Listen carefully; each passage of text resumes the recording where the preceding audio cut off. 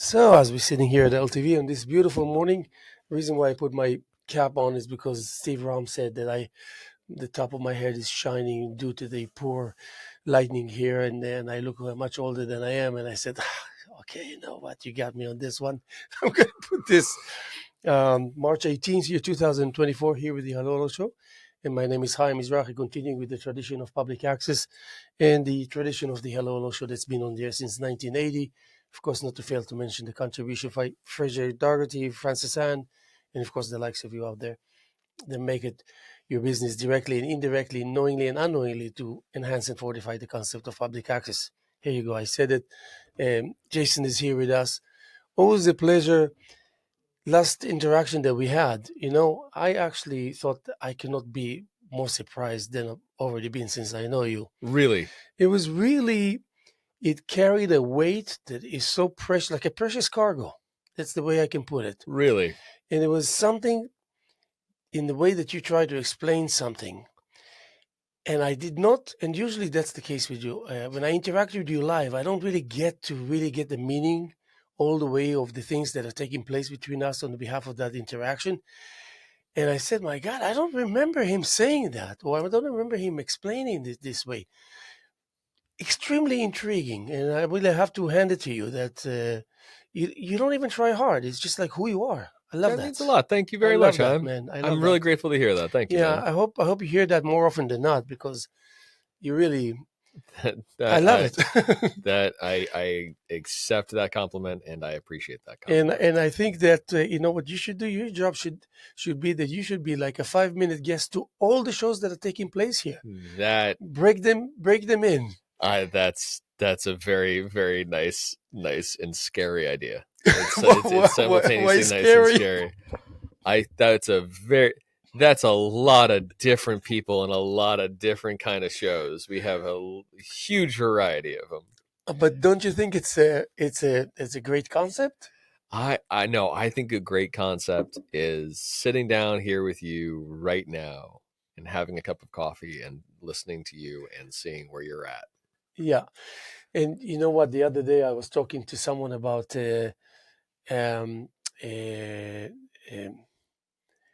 what was it? I think it was belittling that which is belittled, second guessing itself, zero tolerance for conspiracy theories, and we went on the list as Sure. the conversation. And in the back of my mind, I said, I wish Jason could have been here. I could have really wrap it. So when it comes to AI, that's what we were talking about. Oh, when it comes to AI, that's an interesting idea. Yeah. I mean, there's a lot of points there where people talk about AI right now, and I find it really interesting. Hello. Oh, sorry. Hey, Jody, what's up? I have a card to put in here. You do? Okay, you can do it if you want. Yeah, why not? It's not too late. We just started. Oh, dude, you got like a good. Everyone got a haircut. I'm getting it. Yeah, dude, I'm getting a haircut. Except me, I'm actually letting it go. I'm getting a haircut later today, so I'm happy about that. But because my beard just went a little too shaggy, and I'm letting my hair grow. That's it. For the past week, I've just been trying to eat chili without looking like a psychopath. It's really tough. It smells good in here. Oh, that's some fresh coffee. Yeah, I know. From both ends. Because they said AI has zero tolerance for conspiracy theories. It knows better than to engage itself into this. I don't even know what to name it. This kind of charade of time wasting, energy wasting scenarios. No, that's not why it has that. But that's structurally why. I'm just saying it's almost like we need. I said that we need to use AI the way they used the deep blue when it came to playing chess. So use the connotations and the inspiration of that knowledge fed into a very powerful computer, but still at the end of the day being beat by a person. Do you understand what I'm saying? That it's and there is and the computer didn't know that he was beaten. So when they say it doesn't have any tolerance for conspiracy theory, that's not totally true. What happened is that that's a limitation artificially put on it. So especially with OpenAI has certain points like security features that it doesn't allow you to go down. Yeah, and some people might say it's to avoid wasting time, but it's not exactly 100%. But even if it's fully open, eventually at the end of the session, it will arrive to the conclusion that it's just like it will prove that it's obsolete. What, that a conspiracy theory is obsolete? Yes, every time. I don't know. I mean, there's one comedian who's out. He has a great joke where he just goes, I understand not believing in a lot of conspiracy theories, but oh, hey sir, Yeah, that's good. yeah, We welcome you. he wanted me to be a guest for 2 seconds. It was nice seeing you yesterday. Is this the shirt from yesterday? No, no, it's not. It's almost like it. It's almost like it. All right. Yeah, that's good. I saw him at. Oh, this is yours. Yeah. Oh, this is great. Yeah, I'm gonna spread it around town. So That's great. So anyway, his joke was, he goes, "You don't believe in any conspiracy theories?" you oh yeah, okay, go ahead. He goes, "You really think that everyone's just batting 100 on honesty?" Like it's this moment of, you can say that, listen, I think that there's a lot of bunk conspiracy theories out there. That's true. But even based on just the definition of what it is to conspire. So you think about that idea for a second. Like, what does it mean to conspire? Well, it means that you are going to go and collude with other people to commit a illegal action. Correct? Fair. That's the act of conspiracy. So Well, the act of conspiracy is that you place a professional opinion when you know nothing about the subject. no. That would be misplaced. That will lead to a no. conspiracy That would be theory. misplaced concreteness. The definition of conspiracy is to conspire. So what does it take for you to conspire? It takes you and a few at least you and another person to conceive of and to think of an illegal action. So when we think about the artificial gas crisis in the 70s that was caused by the gas conglomerates, the oil conglomerates, that was a conspiracy. That happened via the act of conspiracy. It was known. There was no real gas shortage. All of the shipping, the oil super tankers were weighed down with gas. It was known that this was artificial. This is an artificial act. They couldn't deliver it to the pumps, though. No, they chose not to. They were inflating their own prices. They worked together to inflate their own prices. This happens. A great deal of true conspiracies do happen. When you look at, for instance, the subprime mortgage bubble, having so many banks collude with our congressman to allow these insane mortgages to happen. You remember the ninja loan? Yes. You know what I mean? Yeah. Oh, yeah. No job, no income, no problem. You know what I mean? Like they forced you to accept it. They had no problem doing this. That is an act of conspiracy. Why? Because the banks at that point had control of our Congress. But you have to be aware that you're doing it in order for that to be considered. Oh, most of the time, it's people or groups of people end up doing certain things. They're not even aware that they're doing it. That's a lie. Yeah. Well, I mean, that's so. It's think of it like it's almost this. like, for example, let's say the global warming. Sure. Let's just say we had one snowstorm, wasn't even storm, 3 inches in the entire. But on the other hand, there's a reason why it didn't happen here, and in other parts in the West, it was snowed like 17 times every time 3 feet.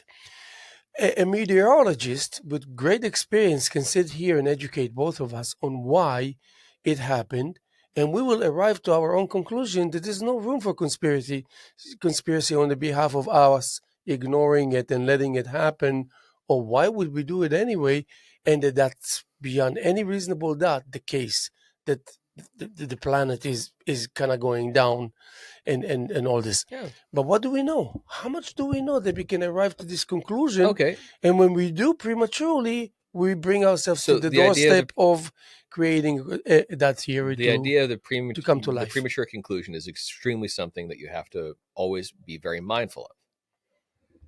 That said, you always must look at who benefits in a situation, in any situation. Now, when you look at the collusion between Congress and our largest corporations, you have the lobbying of billions of dollars going in. You have dark money able to flow into our system now because of Citizens United. It's given its way to the act of conspiring. Because now I know that you're just a person with a price tag. We don't really have a Congress. We don't really have Congress people. We have You were functionaries. all along, though. Well, we not because it's always. a part of the concept itself. It comes with the territory. Well, to you can say that there are things to certain degrees. So, by the way, I love your glasses. Oh, thank you, my man. No, but like if you look at points in degrees, right? So you're trying to say, oh, it was always corrupt, right? Well, let's just talk about I don't degrees. know if it's always corrupt. I just say that we shouldn't be surprised that it is. Let's talk about degrees of corruption. It's not A or B. It's not on or off. It's not a binary question. It's a degree of how compromised is your system. If you say my system is 20% compromised, that's pretty bad compared to 100% fine. It's great compared to 50% compromised. Yeah. So that's what you have to think about. It is in degrees of being compromised. And when you look at that, that's about the effectiveness of your representation in your federal government. So how represented are you in your federal government versus a corporate interest who has the greater ability to lobby? Well, I would argue that right now, that corporate interest with a greater ability to lobby has a far greater representation than the average American or average Americans. Always did, though. No, it did not. That is simply false. You have had a great many times where we have had the ability to not have so much corporate lobbying. Before Newt Gingrich took just that power, we didn't know about it as much as we know about it now. It's more public knowledge now than then. No. There are points in there which are true at certain times, but the degree of which has increased, and that is an easy and quantifiable fact. So back before Newt Gingrich was the chair, I think he was chairman of the House, Speaker of the House. Newt Gingrich was Speaker of the House, and that happened in the late 80s, before the fall of the Soviet Union. When he became Speaker of the House, he really said to his Republicans, he goes, "We must always be fundraising from now on. It is never like a fundraising season or political season. It is always fundraising, ongoing. Well, where does the money come from, Haim? Well, obviously, we both know, yeah. Exactly. Yeah. So that's step one of opening up the floodgates. But how do you constantly keep on lobbying? That doesn't make a lot of sense. It does if you start dismantling certain infrastructure within Congress itself. It has a life of its own by now. So what happened is that in Congress, they used to have effectively not. It's not so much an intelligence agency, but it was basically a nonpartisan group that was respected by both parties. That what they would do is that they would go and look at a bill when a bill is presented to Congress and break it down to the congressman exactly who benefited from this bill and how it worked. And they were nonpartisan. They were also not. They were educated. They were educated. They were educated, but they were also not of the corporate entity. Newt Gingrich effectively dismantled that. Now the people who are telling congressmen how the bills work are the very lobbyists who are proposing them in the first place. So you've effectively allowed the criminals to run the prison. And that's what's happened. And that's why, ever since, you can look back at this, ever since the mid 80s, we have had a ever decreasing amount of people's ability to truly be heard in their federal government, their ability to have what I would consider their own autonomy and agency. They've effectively, the middle class has been extorted of its wealth. Also, how many billionaires you had in the late 80s as opposed to now? That's also the power shifted, and Well, the power shift, but also and inflation. there's a person who almost has $1 trillion worth of wealth, and it's kind of normal in the atmosphere of today. But I want to talk about TikTok and what's happening, as you know, and the fact that, speaking of that influence and power, how I'm just dumbfounded and baffled by the fact that we are allowing China to behave in the fashion that it does in broad daylight. It's like, the thing is that it's not hidden anymore. Sometimes I lose sleep over it. And I said, how come we arrive to a point where we are so humbled by our own mistaken action or Yeah. ignorance that we can get to a point where, and I'm not even talking, TikTok was a given, was like a no-brainer that it should have been when early on they spoke about it, when even Trump then spoke about it, and everybody thought that he's biased because he just hates the Chinese period and all this. But how do we, what is it that's kind of convincing us that the amount of land that they buy in the south and all this, I mean, disproportionately, I mean, they're like out of control completely.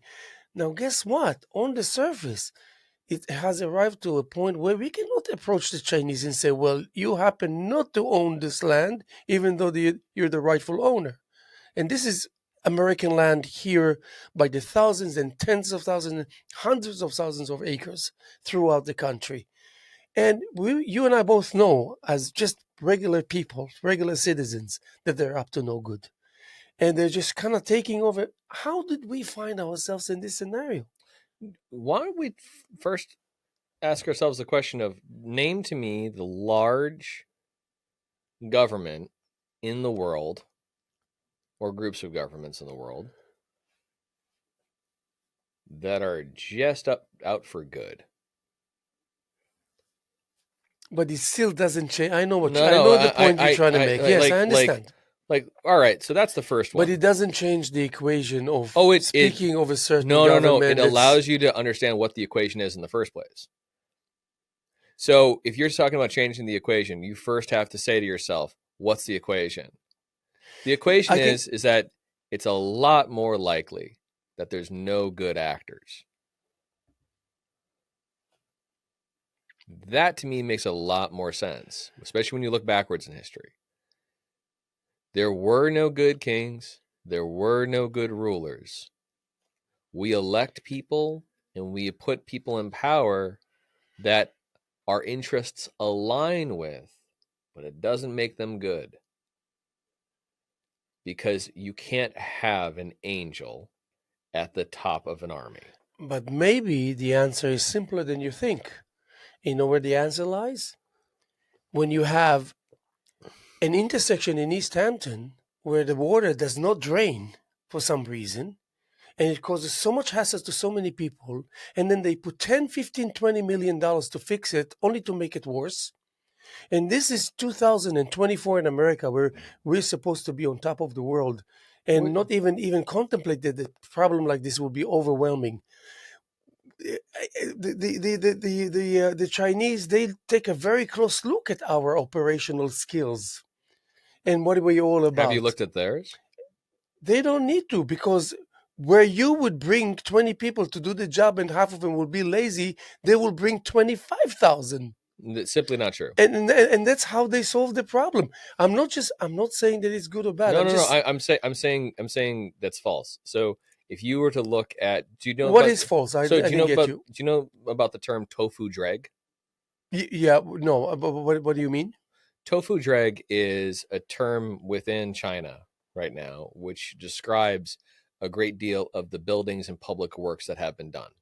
So China's expansion, for the most part, has been what I would consider like a sawdust expansion. They haven't. So everyone talks about like they built all these cities, they built all these roads. Well, where did you get the concrete? Where did you get the steel? How did you get the concrete and the steel? Do you know that they're the largest importer? Abusing resources of other countries that they No, actually no, no, own, literally. no. But beyond that, Look by the at way, Africa. That's no, what no, they. no. That's us, by the way, not them. With them, Not anymore. what happened is that they started to cut massive corners when it comes to construction. And if you look up the term tofu dreg, you will see tofu, TOFU, space DREG. You will see tons of buildings and public works that are falling apart, just literally falling apart, simply because of the fact that they did not put the right amount of concrete in the mix. The facade is a lie. There's a great deal of these points of expansion, mainly because of the fact that for a while, see, China's going through right now what we went through in 2008, but on a much bigger scale. There was a real estate developer named Evergreen. Well, no, Evergrande. Evergreen was a different thing, but Evergrande was their real estate developer in China. It was their largest one, and for a while, it was the largest in the world. Now they operated via a speculative home market. So the Chinese, to try to get wealth, the average citizen to try to accumulate wealth, was basically done, almost always done through the real estate market for the past, I don't know, 20 years or so. It was this idea of like, we're going to go pool our money together and buy an apartment somewhere, and that apartment will then generate income for us. That was how they got wealth. What happened is that so these companies like Evergrande also have there's also a thing called the Chinese shadow banking system, which no one knows how much money is in it, by the way. But anyway, what happened is that all of these companies, which are majority owned by the state, have certain deals with local municipalities. They would go and build in these municipalities. They built. That's why you see all those cities, like the ghost cities of China. That's why it popped up out of nowhere, because there was this incentive structure for it. There's no one working in these cities, no one living in these cities. China just made them. And the problem is there's no one to maintain these buildings, which are very poorly built in the first place. So no, they're undergoing a massive amount right now of large structural problems. And that shouldn't surprise anyone, simply because of the fact that they have a But gigantic. internationally, it does not stop them from doing what they. I heard about that. I'm aware of not as much as you probably, but internationally, you know what they own? The number one port in Israel. They own it. They just bought it. They own the dairy company, the national dairy company in Israel.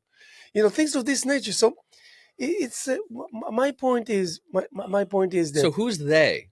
When you say they, you just mean the the Chinese. Chinese government. Okay, Yeah, so the strictly. Chinese. You're saying that the It's not CC. businessmen and women. The Chinese government, supposedly businessmen and women with Chinese government money. Okay, so here's the other flip side to that.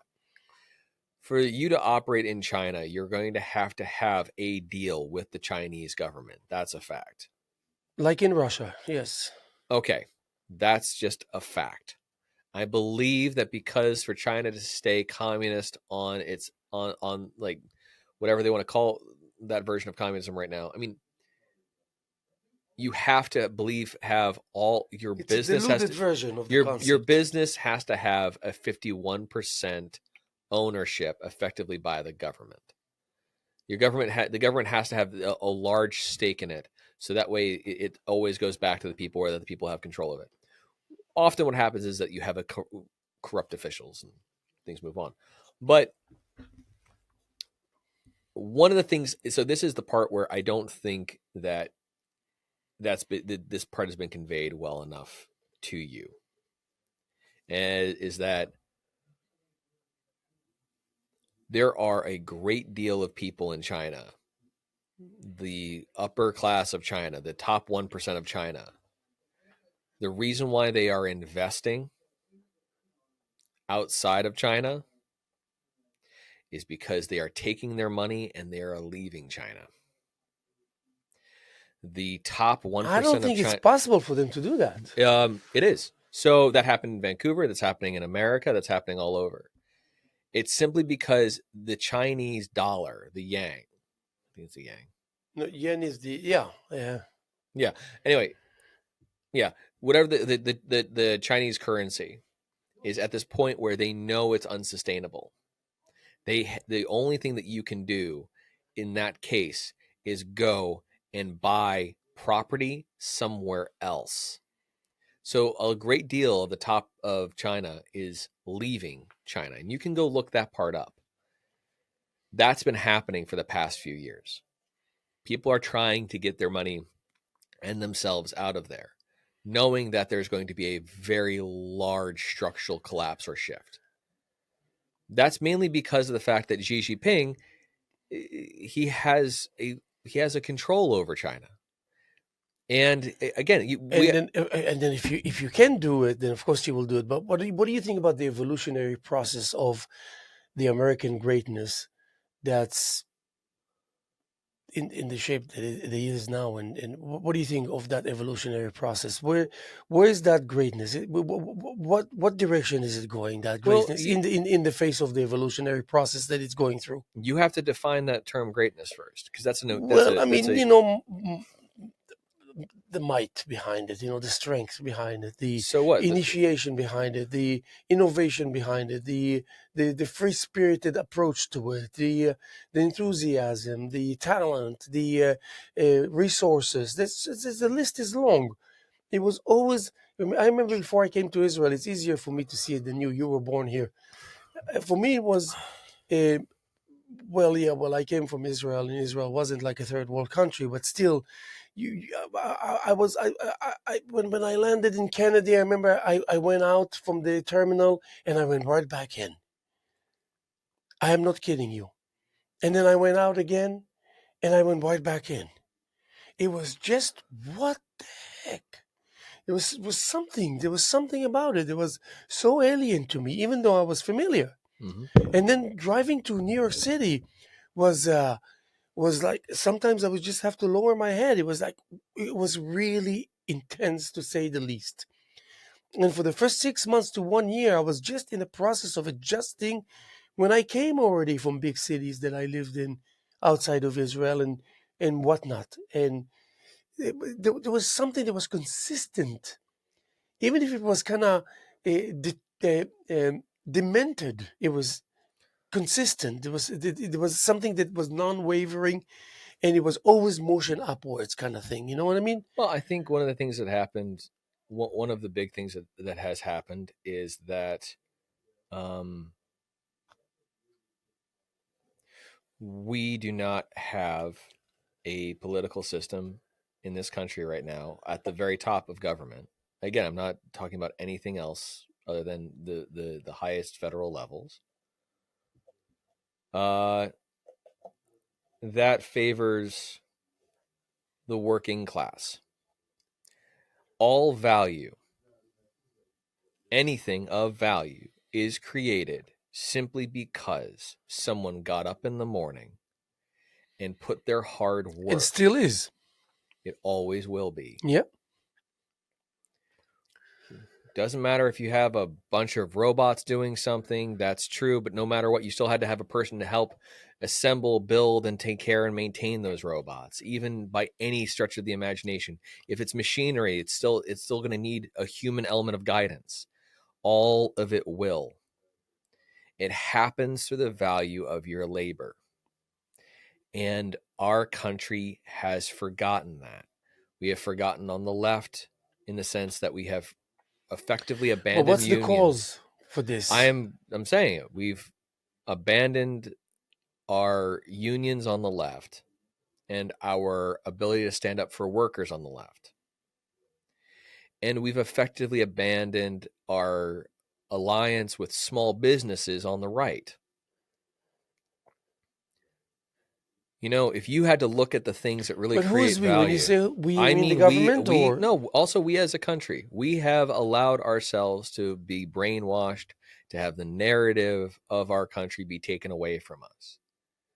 It is very important that no matter what, we have to look at ourselves as the core of our problem.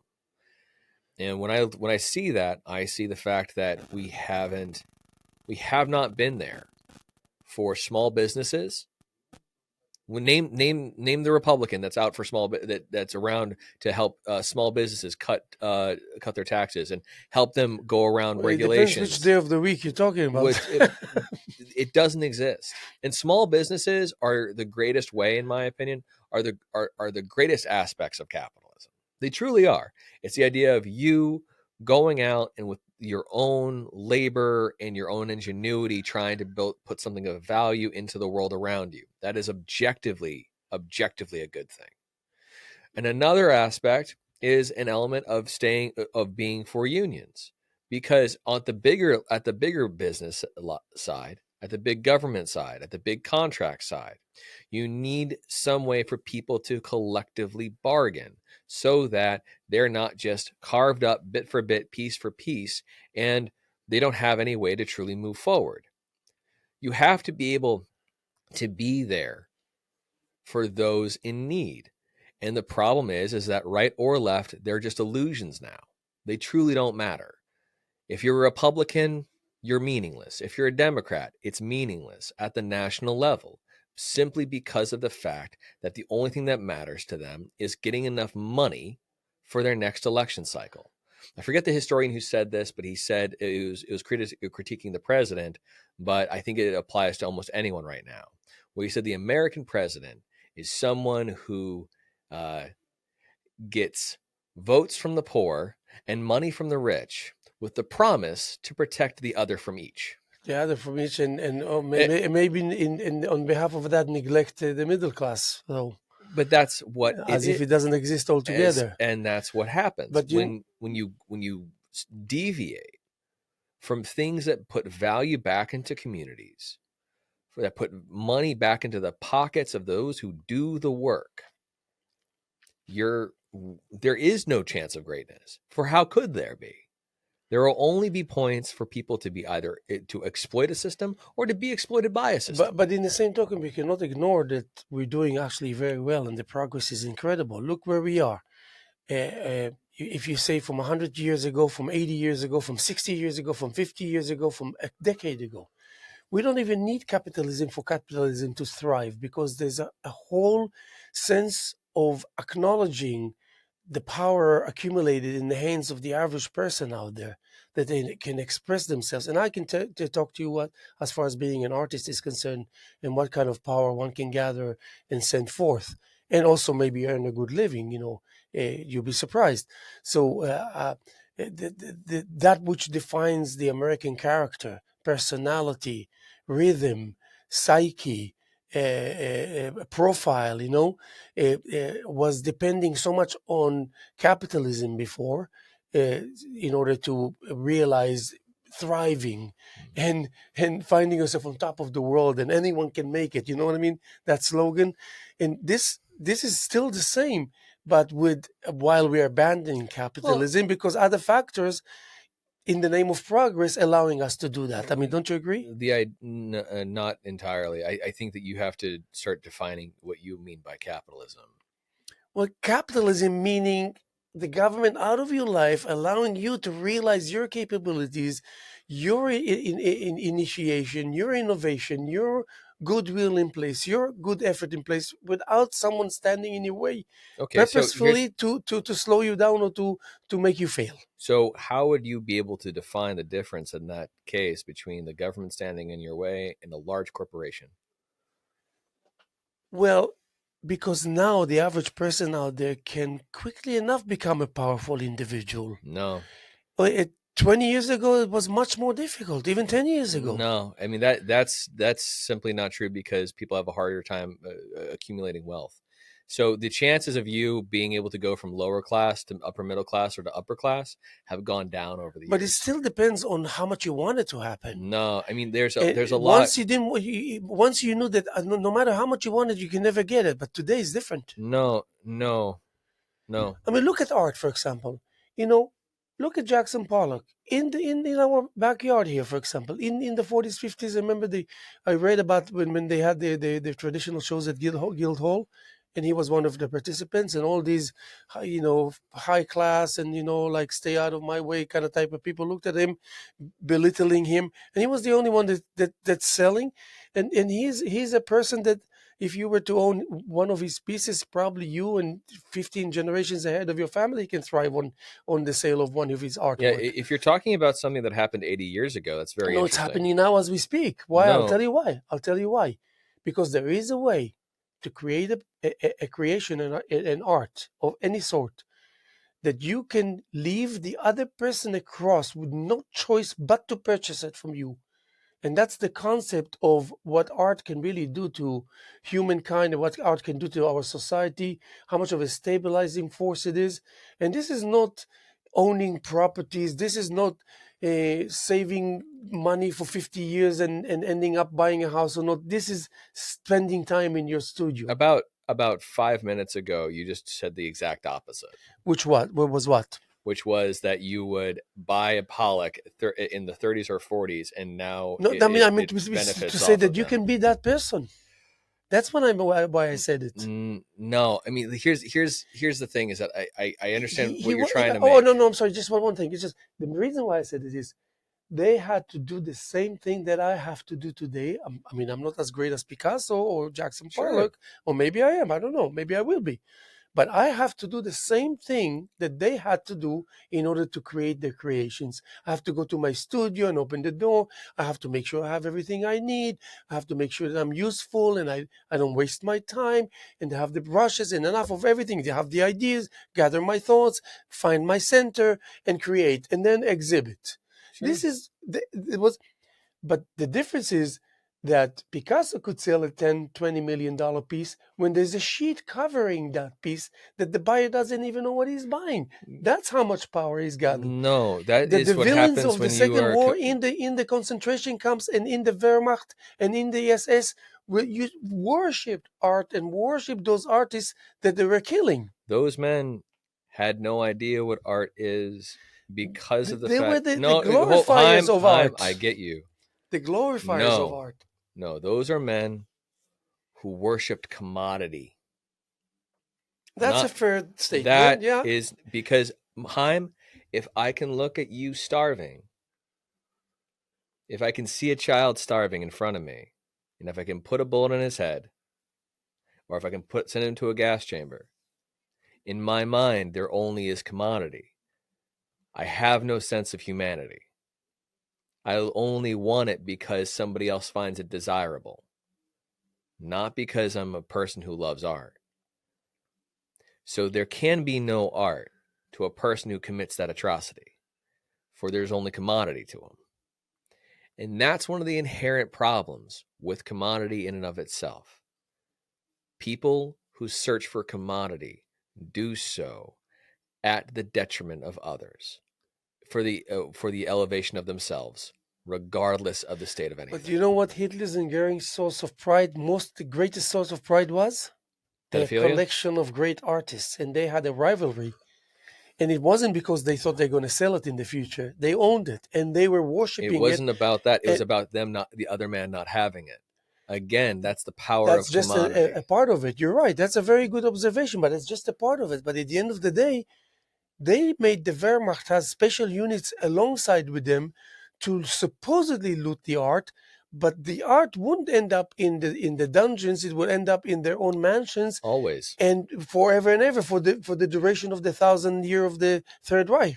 Because it was a part of their vision. Because it's about commodity. That's the difference between somebody saying, I appreciate art. Like, I'll give you an example. You go to the Met, and everyone around you can go and see, with whatever money they got into the Met, whether it was free or not, a suggested donation or not, you can now see and appreciate the art. You are there with other people. You are in the commons of other people. And together you now reflect, and the art hits you because it's a transference of emotion through a medium. Now, if I were only in the search of commodity, in the sense of, oh, this is worth millions or whatever, very similar to how, by the way, Assad's family in Syria also was investing in illegal art because it was a form of currency. So when you're on the run, now if you need a few $1 million, you now can go and use it as liquid. So there's a great deal of things when people think about art and they think about how much something is selling for. They're not truly thinking about that. They're thinking about commodity. Correct, but it's not all about it. It's just a fraction of why. That said, though, the men who go forward with that can never see art. It's like a dog understanding a color it's never seen. They are colorblind to the nature of reality. On that That's note, a my great friend, sentence, by the way. I have to The get back to color work. Where did that come from, man? That was Jason, from the gods, my friend. From the gods. you're crazy. All right, talk to you later, my You're friend. the most incredible crazy. Thank you, Jason. Oh my God, you left me with a thought. So anyway, I wanted to let's see what we have here. Okay, what do we have here? Um,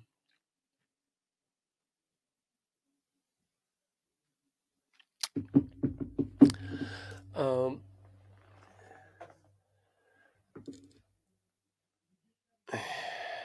gotta send this 1 second.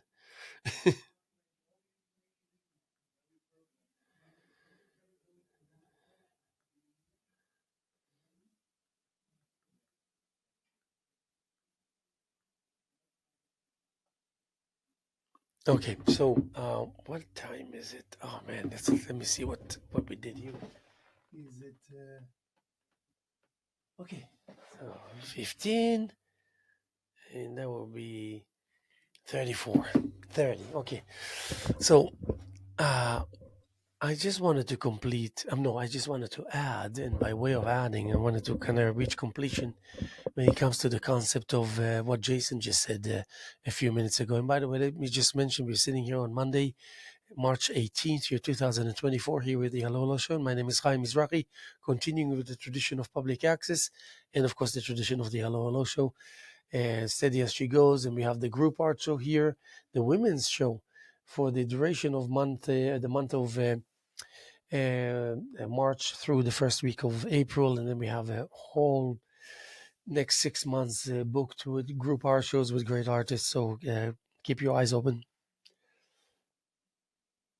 I think what Jason failed to realize and to notice is that even though there is a good reason behind why people will treasure art and make it their business to loot art even when they can, because of the monetary value and because of the fact that it really holds some kind of power behind it. Instead of having 50 cases full of cash, you have one painting 40 by 40 hanging on your wall, and that's where your money is.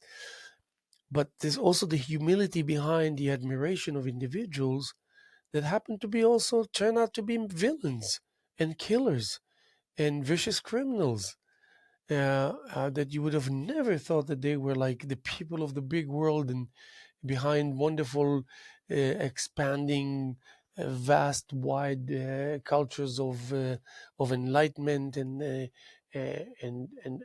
whatnot.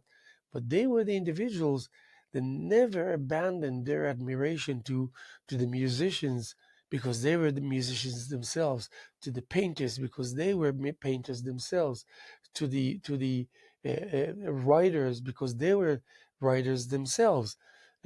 So you would have a scenario where there's a villain or more than a villain, one villain in Auschwitz or any other concentration camp, and then they came to find out that there's a one individual there as a that happens to be someone that they would kill to have their attention because they look up to him or her and would and admire them to no end.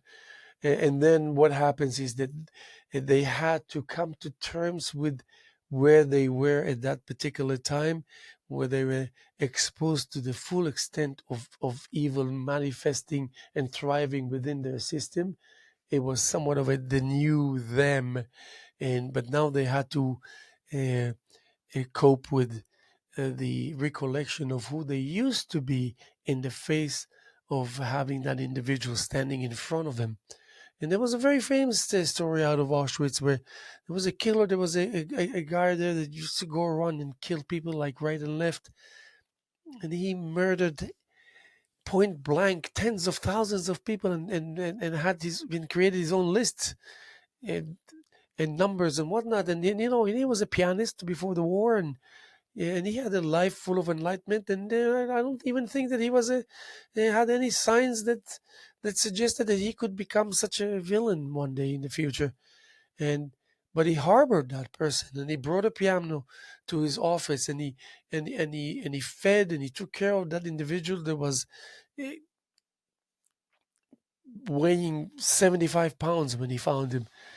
But as he was going in and out from the office to kill Jews and gypsies and homosexuals and Russian um, uh, um, uh, soldiers and whatnot, he used to come to back to the studio on his knees, bowing and begging for the maestro to give him a crash course, to teach him, to show him his greatness.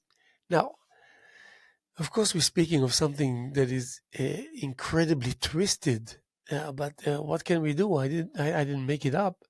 It's just a part of what reality holds and treasures in order to show us what's really important, to show us how things can really fall apart.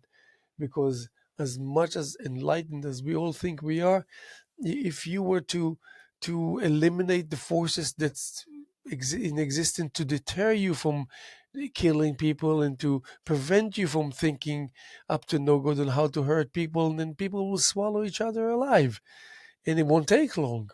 But we don't need to think about it in order to come to a conclusion or realization that indeed that's the case. That's the case. That's human nature.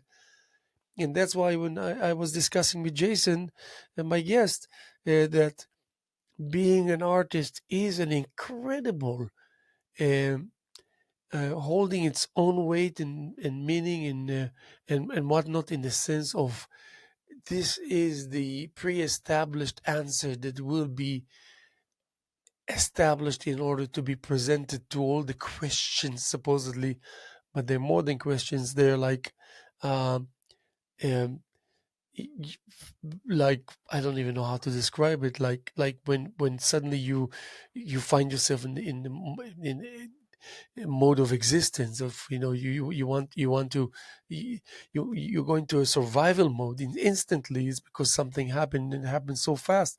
But because you're lucky enough that you paid attention before it happened, and because you considered its probability as a high probability, then your system is compatible, and it immediately shifts into that survival mode, and it has the answers, as much as to the extent that you made it possible for it to be ready if and when it happens and it kicks in. Going into the studio, don't be fooled by anyone. And don't let anyone tell you that this is fiction, because it's not. Because you're looking at, even though I'm not a famous artist and I don't sell art every day, if at all that I do, but I create every day. I create completely, absolutely disproportionately to how much I sell, because I sell almost zero and I create 100. Don't let anyone fool you. You're talking to a person, you're listening to a person that's 24/7.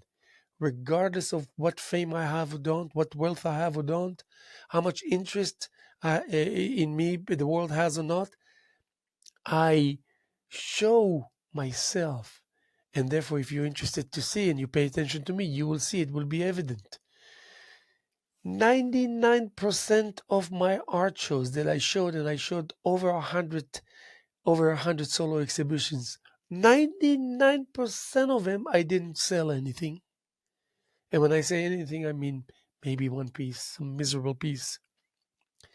99% of the times that I showed full body of work, new work, I did not sell anything. So what do you think? Should I consider myself as a failure? Should it be like I'm disappointed? Yeah, well, maybe I'm a little disappointed. But slowly but surely, I'm realizing this. Nobody cares whether I'm disappointed or not, and it won't help me if I'll be disappointed or not. But my approach to understanding what is the importance lying behind that, and residing within the concept of my effort in place, this is a no-brainer. Even a great person such as Janet Lair, when she was representing me, with all her knowledge, with all her openness and experience to no end. 65 years of knowledge and experience, she was fully behind me. Then she used to tell me about all these big no nos. And I used to sometimes, because I didn't want to upset her, whatever, I used to kind of lie to her and tell her that I don't know that I don't do what that which I do, and I used to create no matter what, and because I didn't have time to try and convince people that they're wrong, because I didn't feel like it's my job to do it. But what if someone that represents you and believes in you tells you you're going the wrong way? So what are you going to do? You're going to shoot yourself in the foot and and do something that will hurt you? And in my case, in order not to shoot myself in the foot, and not to upset the person that wants the best for me, I just kept some information to myself. If I create 100 paintings, or if I create large scale paintings that the person who introduces and represents me thinks that I shouldn't, if I was to do it quietly and behind the scenes, it's my business. Nobody's getting hurt. It's my effort. I create that. But I do it mainly because I think it does stand, even if it doesn't see the light of day, even if it doesn't end up on the wall somewhere in an exhibition, it's still viable, the energy that's put into it. And even if you don't stretch it and you roll it and put it in some storage in the back room of your studio, it still influences, it still has a say, it still will be an ingredient that probably will prolong the existence of or improve the chances of the longevity of this planet, of precious planet of ours, and precious cargo, which means and spells you and I. So, in a sense, my wonderful, intelligent, clever, smart, full of wisdom individual, Jason, my guest, uh, failed to realize. Well, I shouldn't say fail.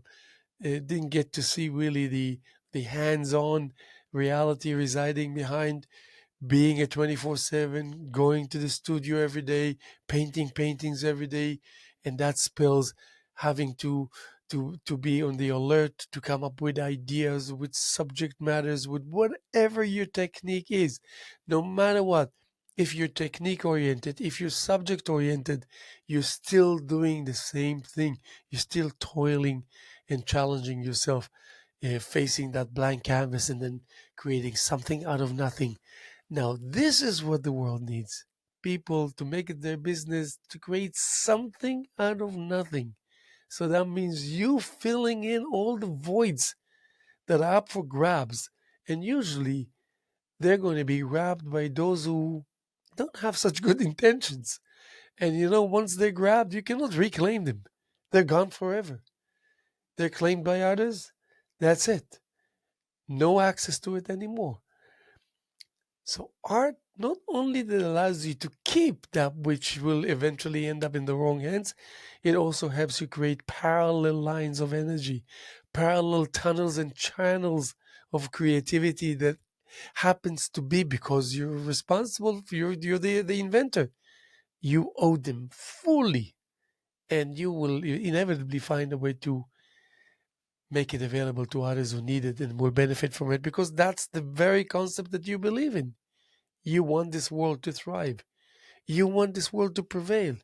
I'm not going to sit and think about politics, even though it's important to think about politics, because we live in a world where politicians rule, where politicians govern, where politicians shape the policy, and that results in what is the quality of our life, what is the style of our lives, what code of conduct of morals and values is all about. Yeah, it's important, but it doesn't mean that you have to do more than 10 minutes a day. It doesn't mean that you're not going to allow it come into your mind if you suddenly kind of find yourself thinking about something. Yes, let it come through your mind, through your thoughts, let it filter, let it go find its way out. And if it doesn't leave you, help it to leave your system. Push it away. But if you engage in that process that is precious and meaningful and full of quality, and the message is non wavering, uh, your system on its own behalf will already do these things for you, because it will know It's like your defense mechanism. It will know what to do in order to protect you. You will never find your defense mechanism working against you. It just doesn't happen. I mean, at least I believe it, and at least I know it firsthand. I never woke up in the morning to find out that my own defense mechanism has a conspiracy theory and trying to, um, you know, derail me and rob me of my throne, something like that. It just doesn't. So I believe what I believe, and I appreciate what I appreciate. And the crown of it all is that I put the time in order to create the things that I can show for. What do you have to show for? Not that I'm asking you. I'm just saying I ask myself as I'm approaching you, thinking that I'm asking you. What do you have to show for? Well, my answer would be a lot. The question is, do you have the time? What is the state of mind of your attention span? Tell me, share with me, educate me, show me that the capacity of that attention span deserves your engagement in trying to decipher that which people like me create. And there are plenty, plenty. So when you feel miserable because you thought too much about politics and too much about social issues, which is not less important than anything else, but you're spending too much time, you lost yourself to the system that robbed you of the opportunity to find yourself in, engaged in some kind of artistic medium that will bail you out from all these potential ailments and bail the world out from all these potential ailments. There's so many good things that I can spell out here to you and suggest to you and show you and prove to you that by way of your direct and indirect engagement, adamant, simplicity, as a no-brainer, make a huge, huge difference. And just imagine how many other millions like you make it their business to be on the same boat. And so I don't know if this won't bring a smile to you, to your face, and a happiness to your heart, and being at ease in your mind, and clearing your system. Then I don't know what, but that's a guarantee that it will. So to summarize it, if at all you can summarize such a charged subject matter that is endless in the way that in what it has to offer to you and what it lends to you and how it kind of the system itself trying to benefit you and trying to aid you and trying to make you realize that you're not alone, that the forces of nature working together with you, never against you, for your own sake, never against your sake. And I realize it every day. And I actually feel this in all these forces that are active without summoning them to come to show up on near my immediate vicinity so I can see them, feel them, sense them, touch them.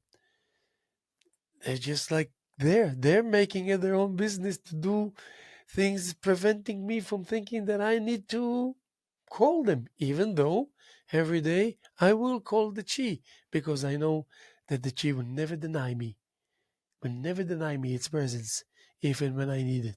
And not only that, the chi will never second guess me. The chi will never want to know what is the reason that I need it. Magic in the making. So this is the nature of the artistic engagement that is viable and is available to everyone, everywhere, anywhere, anytime, anyhow. And that's sometimes you can have a really intelligent, smart, wise person in front of you that fails to understand that aspect of it all because he or she are not, we're all artists, but he or she are not artists that are actually painting paintings, writing poems, and playing musical instruments. And so that they miss out on a lot because sometimes you need that little bit as an extra in order to really realize so many aspects that are stuck halfway. And what is the halfway point? That you're reaching halfway just because of your demeanor that you have as a given that Mother Nature provides you just by birth, just by being born, you get that. So what I really want to say is that really make it your business. Well, do the simplest, easiest thing. Write a poem. Write a poem. Just write a poem. Write.